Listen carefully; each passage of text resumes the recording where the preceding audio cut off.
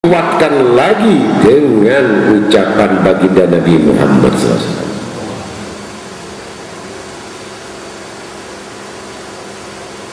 Mana akalnya? Karena manusia tadi ini merasa dirinya aman dan sudah jelas dia terkalahkan, bahwa dia telah mengikuti hawa nafsunya dibandingkan dengan mengikuti perintah Allah dan Rasul. Dan mengikuti perintah Allah dan Rasul tidak ada yang enak. Perintah ibadat itu tidak ada yang enak. Bisa terjadi kita datang di tempat ini karena terpaksa, yang sebenarnya kita tidak suka. Karena hukum berlaku maka dijalankan. Andai kata tidak ada hukum, apakah manusia tidak takwa kepada Allah?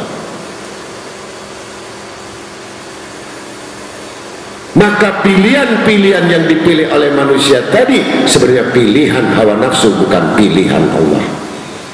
Sedangkan pilihan Allah adalah aturannya dan pekerjaannya.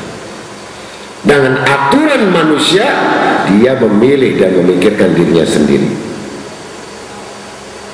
dan memutuskan perkara bahwa Allah yang harus mengikuti dirinya. Ini hawa nafsu, ditolak.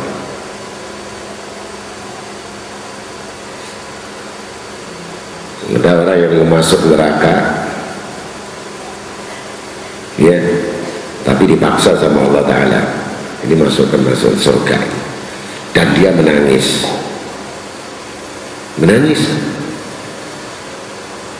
Dimasukkan surga itu nangis, bukan senang. Bahkan dia gembira masuk neraka itu. Inilah orang yang malas dan bodoh.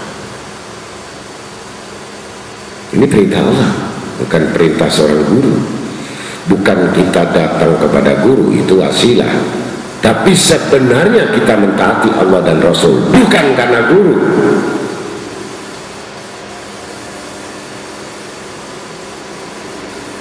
Ya. Maka dengan demikian kesadaran inilah yang sangat sulit untuk dilakukan oleh manusia. Tetapi manusia ini unsur keterpaksaan dalam hukum, padahal dia tidak suka. Disinilah letak dilema, problema manusia yang tidak jelas perkaranya, apakah yang dicita-citakannya. Kembali bicara kepada azam. Azam, kemauan cita-cita. Sejauh mana cita-cita kita sama Allah Ta'ala? Bisa sekedar datang, duduk, mendengar, pulang, makan, selesai. Sholat sudah selesai, tapi tidak merasakan apa-apa. Ibarat bayi tadi menangis karena lapar. Dia tidak bisa ngomong saya lapar. Orang tuanya memaksakan makan pisang dengan makan nasi. Nangis dia, ditumpahkan lagi, padahal dia tidak tahu kebutuhannya tadi untuk mengenyangkan dan pertumbuhan hidupnya. Nah, sudah. Begitu terasa perutnya kenyang, dia istirahat, tapi tidak tahu fungsi makanan. Dia tidak tahu fungsi minuman, sama dengan orang menuntut ilmu, tetapi dia tidak paham dengan ilmu dan amal itu untuk apa. Bisa ditinggal, bisa dibuang, bisa diremehkan. Sejauh mana keyakinannya? Nah, untuk membuat yakin seseorang tadi dipaksakan untuk makan pisang dan nasi.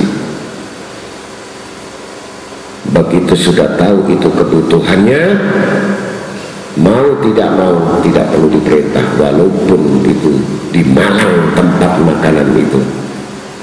Asal enak di sana dia datang, nahan lapar 2 jam dulu, karena ada makanan di situ enak. Ada makanan di Gresik, kita berangkat di sana karena tahu kebutuhannya itu. Jadi rohani ini kebutuhan, bukan terpaksa. Kalau sudah terpaksa, berarti yang makan ini rohaninya sakit. Kalau orang badannya sakit atau rohaninya sakit, diberi nasihat atau tidak sama, sakit nggak merasakan nikmatnya. Kalau orang badannya yang sakit, dikasih makanan untuk nasi goreng, nasi rawon, atau makanan yang lezat, terasa nikmatnya. Orang sakit. Begitu persoalan dan permasalahan kalau kita menuntut ilmu rohani, kita sakit dan pikiran kita sakit dan mengganggu organ-organ kita, pasti tidak akan merasakan itu rohani karena sakit.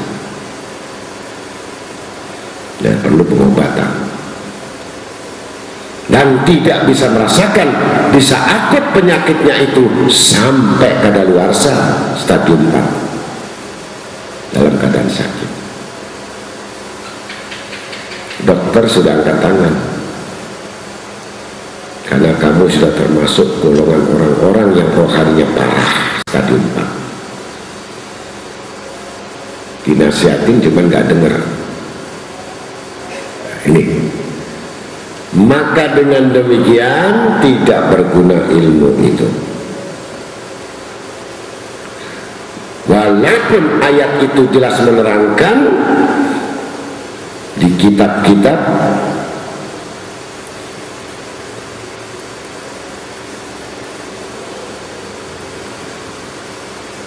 karena dijadikan tiap-tiap anggota badan itu untuk menjalankan perbuatan yang dikhususkan oleh Allah. Jadi Allah Ta'ala membuat tubuh badan manusia ini ada perbuatan khusus.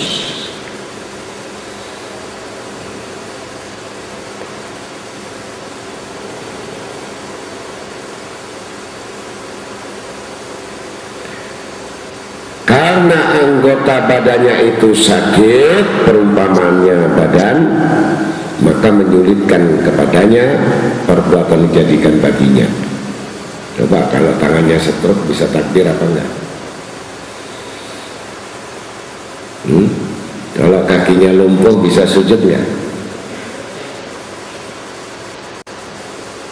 Ya sakit.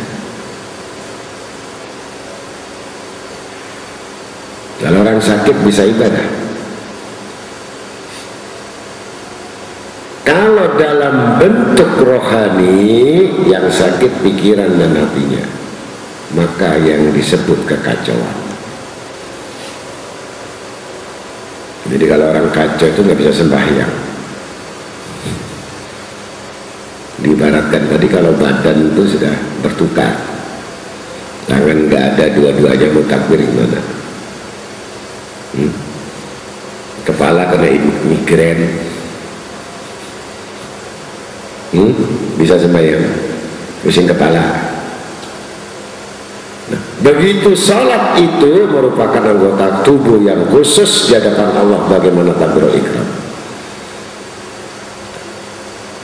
bagaimana cara wudhu,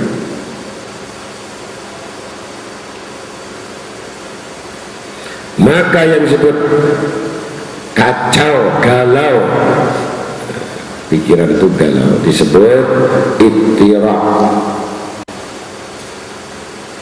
Ittiraq.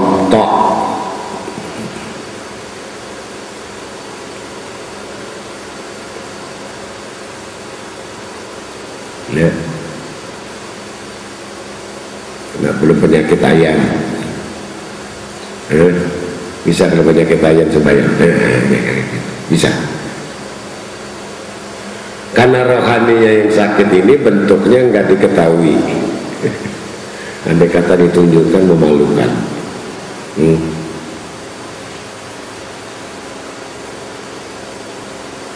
Kalau tangannya, ya kan, ada stroke bisa genggam, nggak fungsi. Kalau matanya sakit, ada fungsi. Nggak ada fungsi.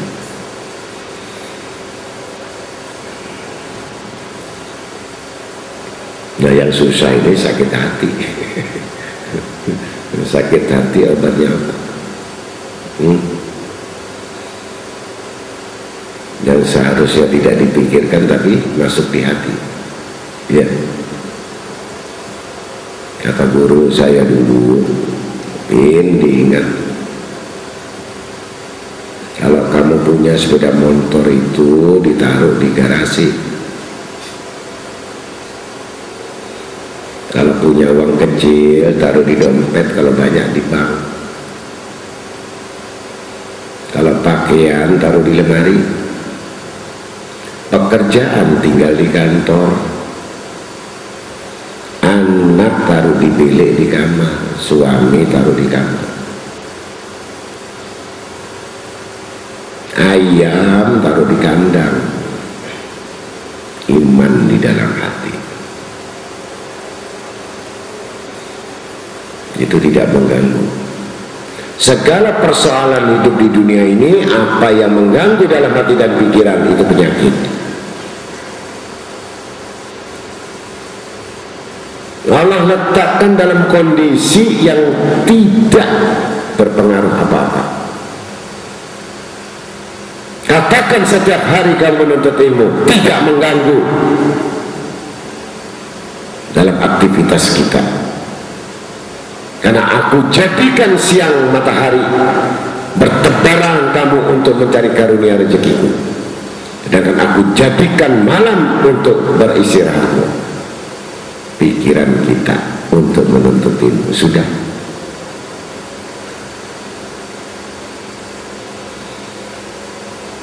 Hak dunia memakan hak akhirat, memakan hak agama. Maka itulah orang-orang yang hubud dunia, walaupun sembahyang 1000 rakaat.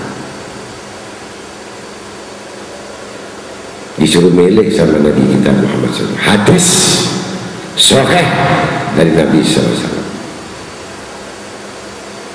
Siapa yang melangkah untuk menuntut ilmu, aku lebih sukai dia daripada 1000 haji mabrur, daripada 1000 orang mati syahid, daripada orang yang puasa 1 tahun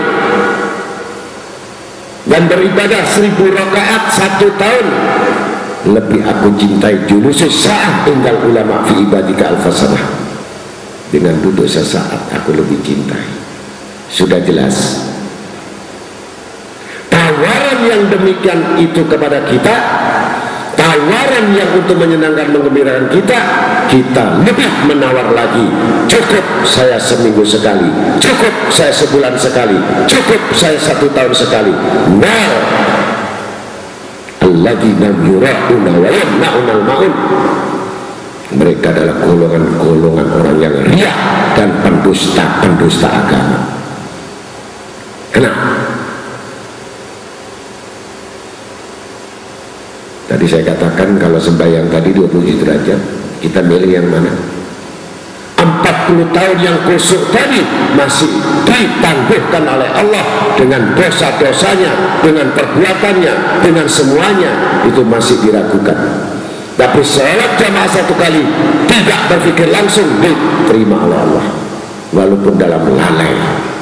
Milih yang mana?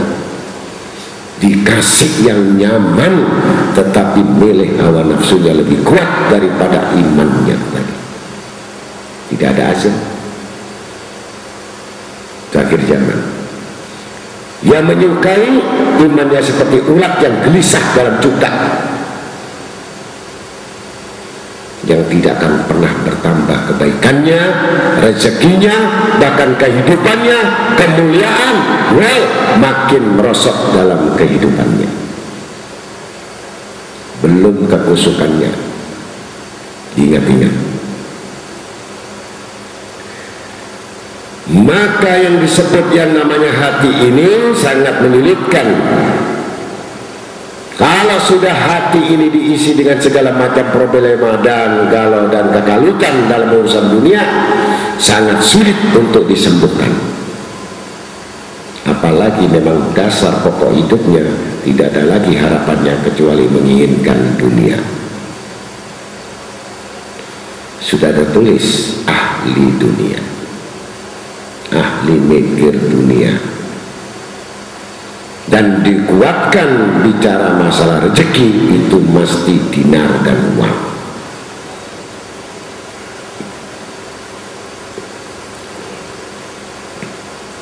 Karena hati itu bisa menampung segala ilmu hikmah, makrifat kepada Allah, mencintai Allah Ta'ala, dan beribadah kepadanya. Itu hati. Tapi kalau hatinya sudah kalau hancur itu ya nggak bisa ibadah, walaupun nungguin guru sampai 1 hari 1 malam, tidak berguna.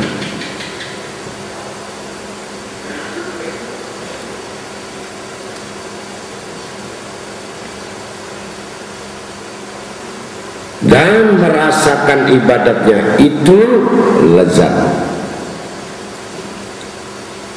Jadi kalau ibadat lezat itu mau tambah enggak? Kalau kita makan nikmat mau tambah enggak?